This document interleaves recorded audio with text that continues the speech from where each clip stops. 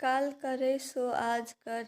एक बार कबीरदास जी के यहाँ सत्संग में एक किसान आया। कबीरदास जी ने उसे कहा कि कुछ समय ईश्वर की आराधना में व्यतीत करो।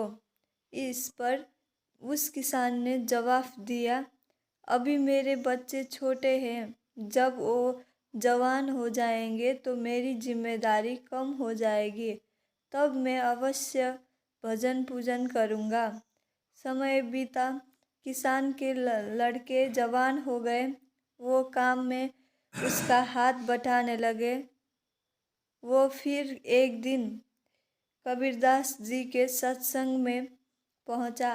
कबीरदास जी ने उसे उसकी वो कही बात याद दिलाई। इस पर किसान बोला, इनका विवाह हो जाए तो मैं जिम्मेदारियों से पूर्ण रूप से मुक्त होकर भजन पूजन करूँगा। कुछ समय के बाद किसान के लड़कों का विवाह हो गया, लेकिन किसान को भजन पूजन का समय नहीं मिला। पूछने पर उसने कहा कि पोते का मुंह देखने की बड़ी इच्छा है, उसके बाद तो भजन ही करना है। समय के साथ उसे पोतों का सुख भी मिला।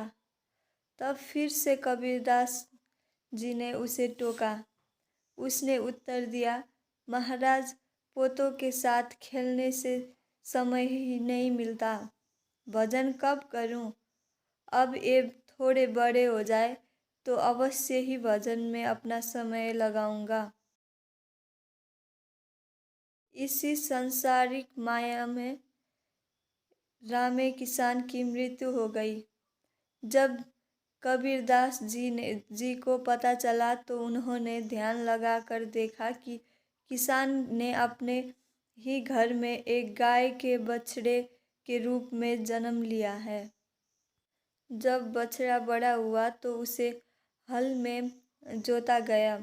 जब वो बूढ़ा हो गया तो उसे कोहलू में जोता गया। जब वो बिल्कुल काम का नहीं रह गया तो किसान के बेटों ने उसे एक कसाई को बेच दिया।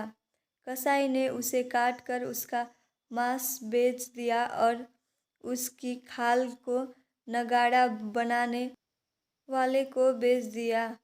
अब नगाड़े वाले उसकी खाल को पीट पीट कर बजाने लगे।